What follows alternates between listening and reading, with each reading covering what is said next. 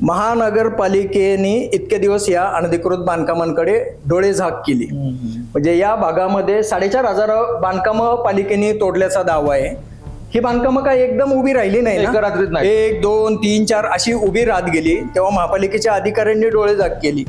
काही लोकांनी ते उत्पन्नाचं साधन बनवलं. पदाधिकारी असतील वेगवेगळ्या पक्षांचे किंवा महापालिकेच्या प्रशासनात काम करणारे असतील, बीट निरीक्षक असतील, यांनी मलिदा खाल्ला, आपले हात ओले करून घेतले.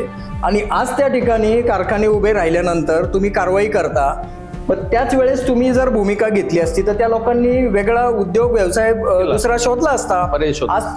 आज तुम्ही एकदम सांगितल्यानंतर जसं मी मागे म्हटलं 15 दिवसात की कोरोना काळामध्ये एकतर लोक देशोधडीला लागले, लोकांना त्याच्यातून सावरायला खूप दिवस लागले आणि त्याच्यामध्ये तुम्ही अशा प्रकारची कारवाई केली.